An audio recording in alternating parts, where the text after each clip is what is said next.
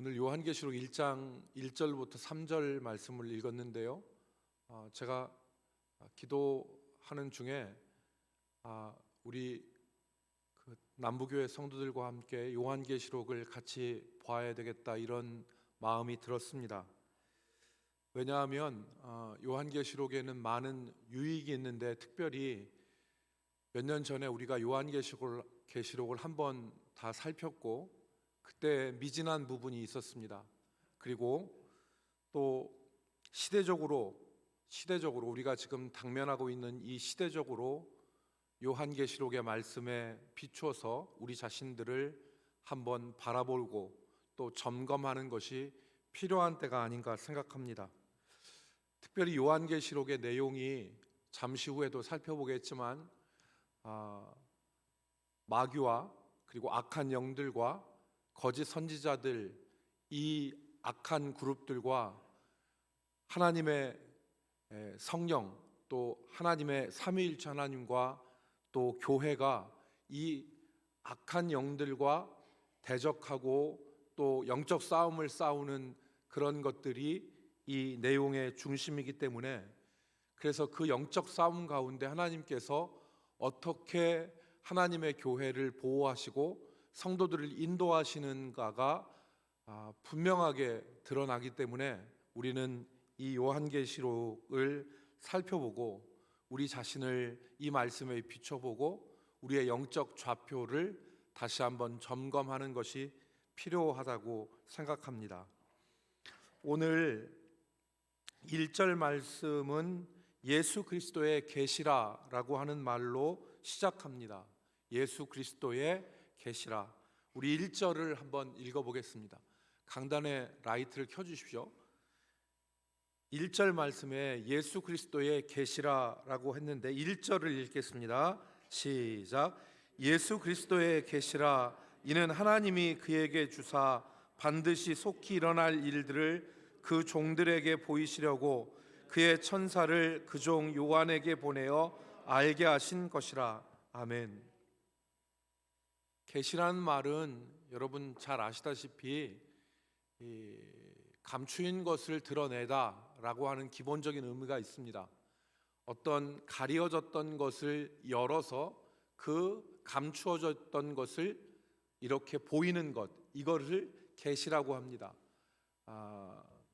여러분이 그 헬라어를 모른다 하시더라도 아포칼립시스라고 하는 말을 많이 들으셨을 텐데, 이 아포칼립시스라는 말이 계시라는 말입니다. 그러니까 덮어있던 덮개를 열어서 그 안에 있는 것을 알게 하다, 보게 하다라고 하는 것이 계시의 뜻입니다. 마치 커튼을 열어서 커튼이 닫혀 있을 때 보이지 않던 그 커튼 너머의 세계를 볼 수 있도록 하는 것이 계시하다라고 하는 말의 의미인 것입니다. 오늘 본문 말씀에 보면 예수 그리스도의 계시라 그랬어요. 그런데 이것을 예수 그리스도에 관한 계시, 예수 그리스도에 대한 계시로 봐서는 안 됩니다.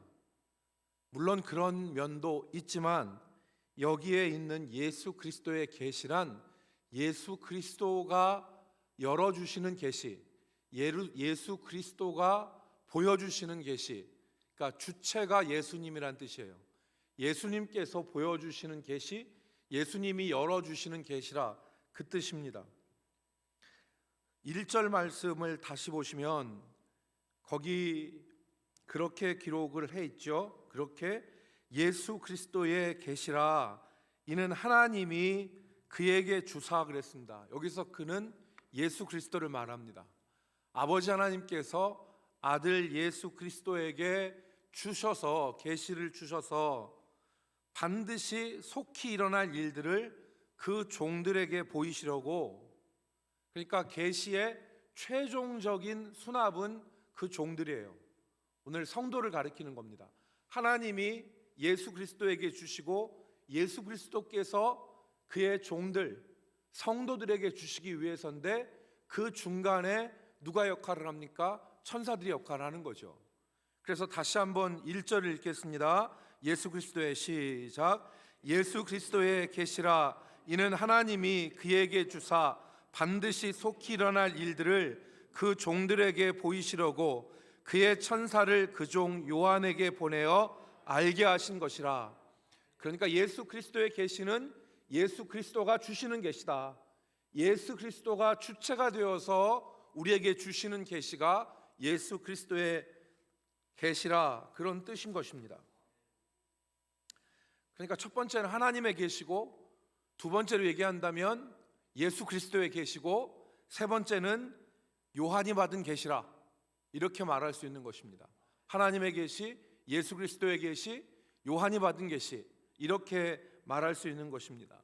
그러니까 하나님께서 이제 조금 이따 말씀을 더 드리겠지만 그 종들에게 보이시려고 예수 그리스도에게 주신 것을 예수 그리스도가 천사들을 통하여 그 요한에게 깨닫게 한 것이 요한계시록의 내용이라 하는 것을 우리가 알 수 있습니다. 그러면 여러분, 계시와 묵시라는 말을 종종 우리가 사용합니다.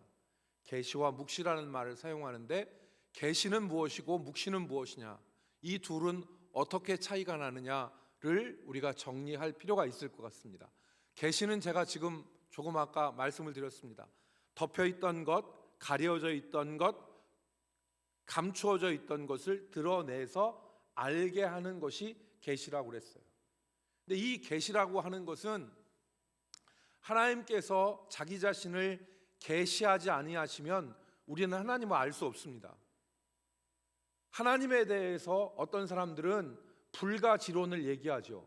어떻게 인간이 하나님을 알 수 있느냐, 이러한 사람들을 불가지론자라고 그래요. 어떻게 유한한 인간이 무한하신 하나님을 알 수 있느냐, 알 수 없다, 그게 불가지론이에요.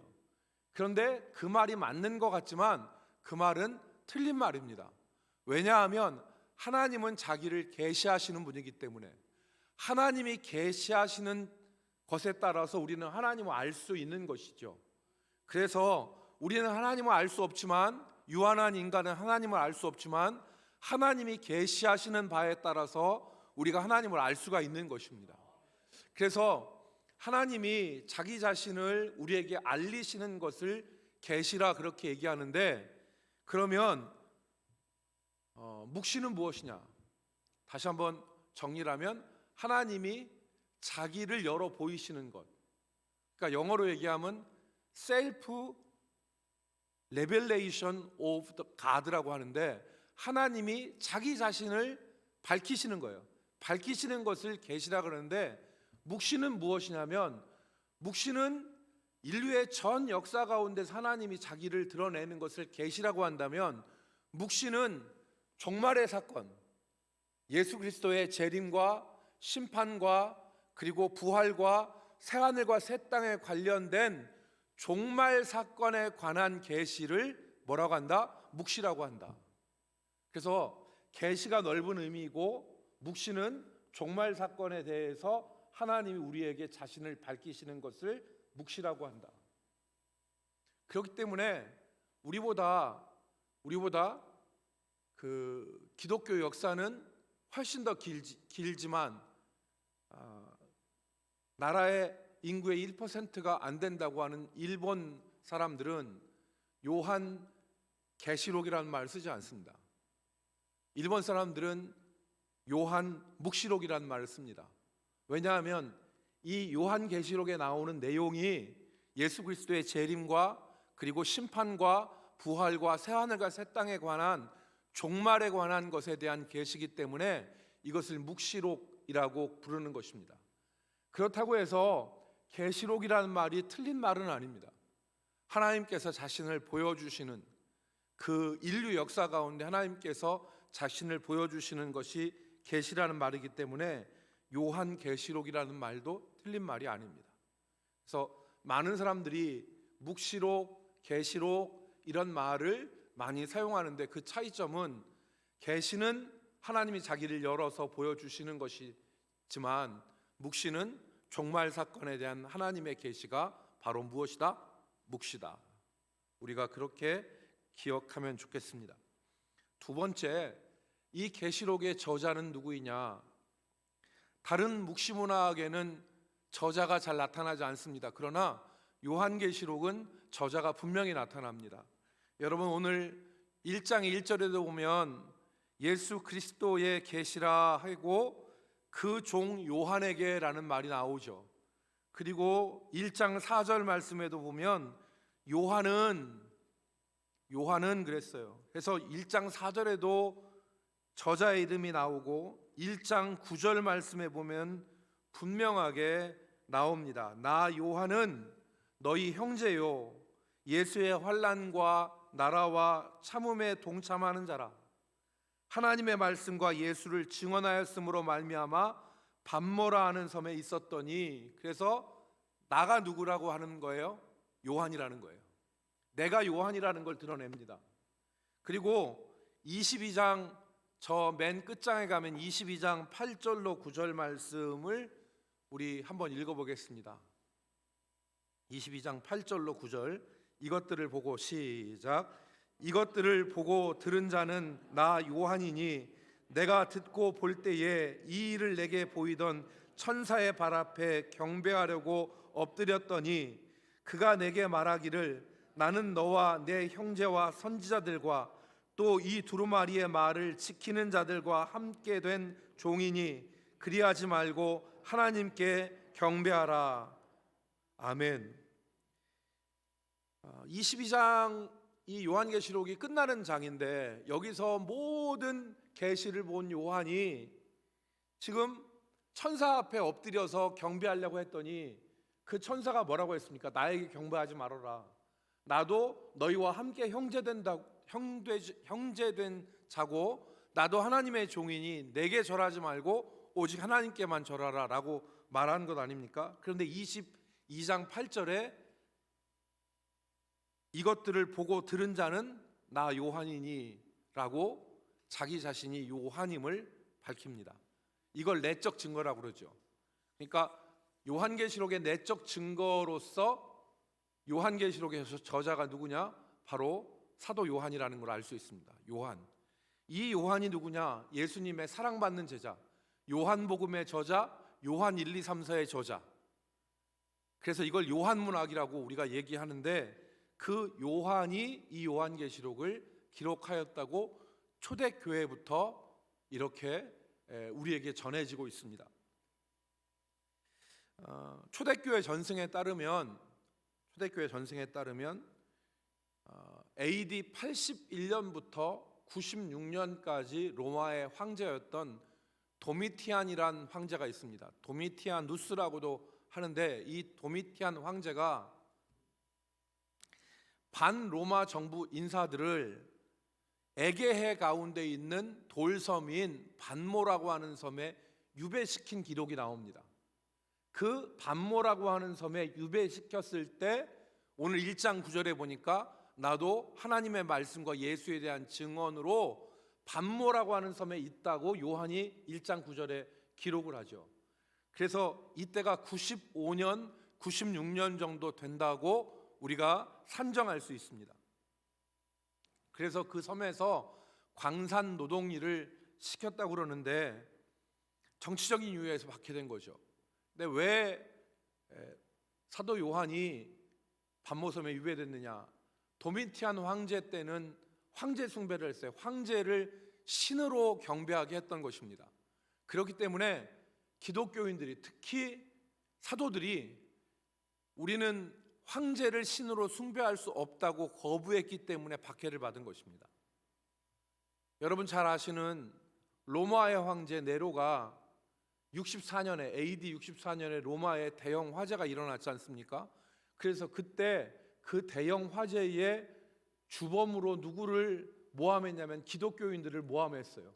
그래서 기독교인들이 로마의 대화재 때 핍박을 받고 사도 바울도 이 네로의 박해 때 죽음을 당한 것입니다. 그런데 그때는 이유 없는 핍박이었지만 도미티안 황제 95년, 96년에는 황제 숭배를 거부함으로 해서 기독교인들이 조직적으로 박해, 대대적인 박해를 받았습니다. 그 박해의 상황 가운데서 요한이 기록한 것이 바로 이 요한계시록이라는 것을 우리가 이해하면 좋겠습니다. 그래서 순교자 저스틴이라고 하는 사람이 135년에 요한계시록의 저자는 예수님의 사랑받는 제자 요한이다. 가까운 거죠. 가까운. 그러니까 지금 95년 6년에 요한계시록이 쓰여졌고 거기서부터 한 40년 지난 후에 순교자 저스틴이라는 사람이 요한계시록의 저자가 누구라고 증언을 했냐면 사도 요한이라고 증언을 했어요. 그리고 그 뒤에 여러분이 잘 한 번씩은 이름을 들어봤을 초대 교부들이 다 이 요한계시록의 저자는 요한이다. 예수님의 사랑받는 요한이다. 그래서 이레니우스라고 하는 교부, 오리게네스라고 하는 교부, 그리고 히폴리투스, 클레멘트, 터툴리아누스 같은 초대 교부들이 이 요한계시록의 저자가 예수님의 사랑받는 제자 요한이라는 것을 증언을 하였습니다. 그런데 이제 여러분들도 이제 찾아보시겠지만 AD 3세기에 보면 디오니시우스라는 사람이 나오는데 이 사람이 요한의 저작을 거부합니다. 요한의 저작이 아니라고 얘기를 해요. 왜 그런가 하니까 요한복음의 문체와 요한계시록의 이 문체가 많이 다른 거예요. 그래서 요한복음의 헬라어로 기록된 문체와 요한계시록의 문체가 너무도 많이 다르기 때문에 이것은 같은 사람에 의해서 지어졌다고 볼 수가 없다라고 결론을 내립니다. 그래서 이 다른 저자를 주장하지만 지금까지도 대부분의 학자들은 같은 사람이 지은 것이다. 특별히 이 묵시문학 또 계시록과 같은 장르 형태에서는 수려한 문장보다는 어떤 예언체적인 것들이 많이 나오기 때문에 그 문체가 틀린 것은 크게 문제가 되지 않는다라는 것이 일반적인 결론입니다. 그래서 지금 우리는 묵시와 계시의 차이, 두 번째 요한계시록의 저자와 시기에 대해서 같이 살펴봤는데 이제 내용을 좀 살펴보겠습니다. 오늘 세 번째로 요한계시록의 내용이 무엇입니까? 1절 말씀에 그것이 나오죠. 1절의 말씀에 보면 반드시 속히 될 일들이 바로 요한계시록의 내용입니다. 1절을 오늘 우리가 여러 번 보는데 1절 말씀에 보면 예수 그리스도의 계시라 이는 하나님이 그에게 주사 반드시 속히 일어날 일들을 그 종들에게 보이시려고. 그러니까 요한계시록의 내용은 반드시 속히 일어날 일들입니다. 여기다가 여러분 밑줄을 칠 수 있으면 치십시오. 반드시 속히 일어날 일들이 요한계시록의 내용이다.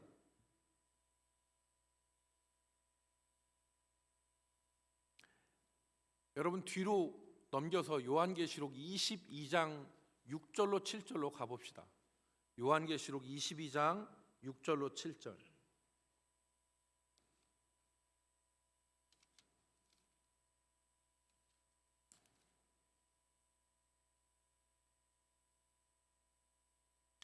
요한계시록 22장 6절로 7절 같이 읽겠습니다. 또 그가 시작. 또 그가 내게 말하기를 이 말은 신실하고 참된지라 주 곧 선지자들의 영의 하나님이 그의 종들에게 반드시 속히 되어질 일을 보이시려고 그의 천사를 보내셨도다. 보라 내가 속히 오리니 이 두루마리의 예언의 말씀을 지키는 자는 복이 있으리라 하더라. 아멘. 요한계시록 22장 끝장 6절 말씀에도 보면 하나님이 그의 종들에게 반드시 속히 되어질 일을 보이시려고 그랬어요. 그러니까 1장 1절에서 요한계시록을 시작하면서 무슨 얘기를 했습니까?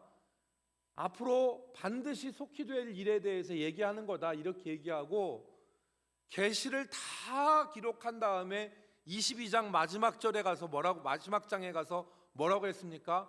반드시 속히 되어질 일을 보이시려고 그의 천사를 보내신 것이다. 그러면 결론은 났죠. 요한계시록의 내용은 반드시 속히 되어질 일들에 대해서 하나님 우리에게 말씀하신 것입니다. 그렇다면 반드시 속히 되어질 일은 무엇입니까? 반드시 속히 되어질 일은 무엇이에요? 주식 오르는 거? 반드시 속히 되어질 일은 예수 그리스도의 다시 오심이죠. 예수님이 다시 오심이 반드시 속히 되어질 일이죠. 여러분 1장 7절 말씀으로 다시 돌아옵시다. 1장 7절 말씀을 다시 보시면 같이 읽습니다. 볼지어다 시작. 볼지어다 그가 구름을 타고 오시리라. 각 사람의 눈이 그를 보겠고 그를 찌른 자들도 볼 것이요 땅에 있는 모든 족속이 그로 말미암아 애곡하리니 그러하리라. 아멘. 여기 7절 말씀에 보면 반드시 속히 될 일이 그리스도께서 다시 오심이 반드시 속히 될 일이에요. 이걸 시작으로 해서 그리스도와 오심으로 심판이 이루어지고 그리고 심판 이후에 새하늘과 새 땅이 있고 그리고 믿는 자들의 그리스도의 오심으로 말미암아 부활이 일어나는, 그러니까 그리스도의 오심과 부활과 심판과 새하늘과 새 땅, 이것들이 반드시 속히 되어질 일들의 골자이죠. 그것들에 대해서 기록을 한 것입니다. 그래서 오늘 아까 7절 말씀에도 보니까 요한계시록 22장 7절 말씀에 보라 내가 속히 오리니 이 두루마리의 예언의 말씀을 지키는 자는 복이 있으리라 하더라 라고 기록한 것입니다. 그러므로 오늘 요한계시록의 내용을 우리가 1절부터 3절까지만 읽었어도 어느 정도 짐작할 수 있습니다.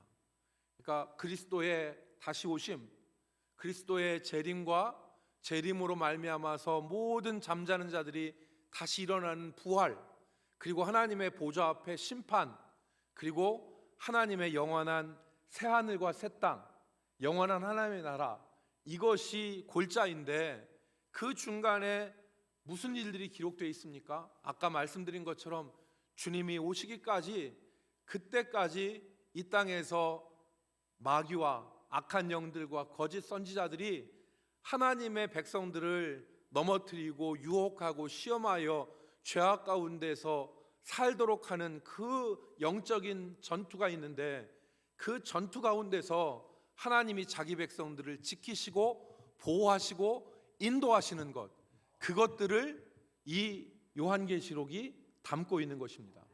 그러므로 요한계시록은 위협의 책이 아니에요. 일부 이단에서는 요한계시록을 가지고 성도들을 공포 가운데 몰아넣고 성도들을 자기가 움직이고 싶은 곳으로 움직이는 그러한 도구로, 그러한 고삐로 요한계시록을 사용하는데, 요한계시록의 내용은 그것이 아닙니다. 성도들을 공포의 도가니로 몰아넣고 성도들 제대로 안 하면 지옥 간다고 위협하는 그 말씀이 아니라, 원수 마귀가 아무리 악하게 발버둥을 치고 원수 마귀가 아무리 성도들을 핍박하고 교회를 무너뜨린다 할지라도 믿음 안에 있으면 하나님께서 어떠한 시험이라도 성도들을 지키시고 붙드시고 하나님의 저 영원한 나라로 인도하신다고 하는 확신을 이 요한계시록에서 우리는 찾을 수가 있는 거죠. 환난을 당하나 담대하라, 내가 세상을 이겼노라라고 말씀하신 주님이 우리가 그 믿음 안에 있으면 어떠한 시험과 어떠한 유혹과 어떠한 핍박과 어떠한 가혹한 것들이 성도들과 교회를 짓누른다 할지라도 성도는 거기에 꺾이지 않는다. 성도는 거기에 무너지지 않는다. 성도는 거기에 휩쓸려가서 쓰러지지 않는다는 것을 보여주는 것이 바로 요한계시록입니다. 그러므로 요한계시록은 위로와 격려의 책이고 확신과 소망의 책이라고 말할 수가 있는 것입니다. 그래서 앞으로 우리가 요한계시록을 살펴보면서 우리가 믿음 안에 있으면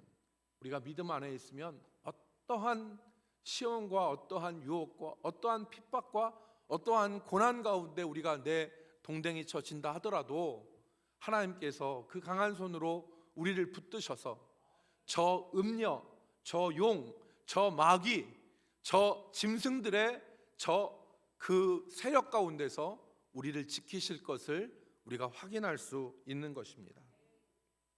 마지막으로 오늘 우리가 읽은 이 말씀에서 우리에게 교훈을 주는 것이 하나 있습니다. 그것이 바로 무엇이냐면 이 말씀을 어떻게 우리가 받아들여야 되는지, 우리가 이 말씀을 어떻게 받아들여야 되는지. 예수 안에 있으면 안전하겠구나. 예수 안에 있으면 구원은 따놓은 당상이고 악한 마귀는 성도 절대로 못 건든다고 하니까 우리는 안전하지. 이렇게 생각하면서 우리가 곁길로 가고 나태와 안일의 길로 가라는 얘기가 아닙니다. 오늘 우리가 이 말씀을 어떻게 받아들여야 되는지를 우리에게 교훈하고 있는데 3절 말씀입니다. 우리 3절 말씀을 같이 읽겠습니다. 이 예언의 시작. 이 예언의 말씀을 읽는 자와 듣는 자와 그 가운데 기록한 것을 지키는 자는 복이 있나니 때가 가까움이라. 아멘. 헬라어 원문은 힘있게 시작합니다. 3절을 복되도다 라고 선언합니다. 복되도다, 복되도다 라고 선언해요. 뭐가 복되냐? 이 말씀을 읽는 자와 듣는 자가 복되도다. 이 말씀을 읽는 자와 듣는 자가 복되도다. 여러분, 요한계시록은 낭독을 위해서 쓰여진 책입니다. 그러니까 이 요한계시록을 낭독하고 이 낭독한 요한계시록을 듣는 사람은 복되다는 거예요. 왜 그렇습니까?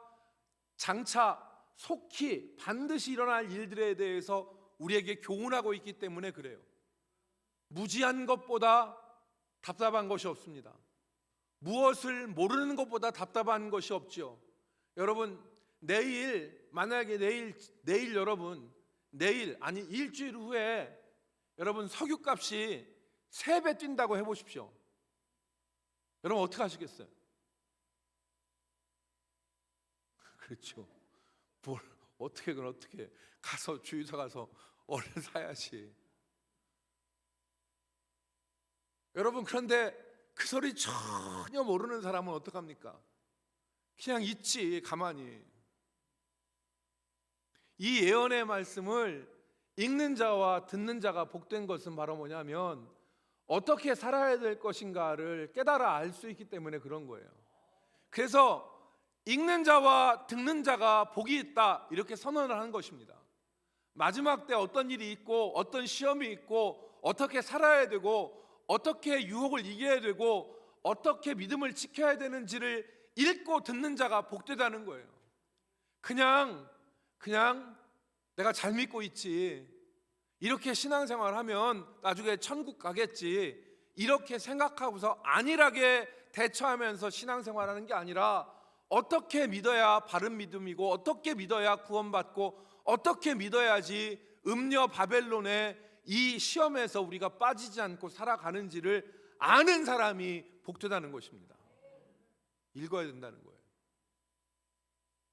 우리가 요한계시록을 한번 다시 우리가 알면은 이거에 대해서 100% 정확하게 알겠습니까?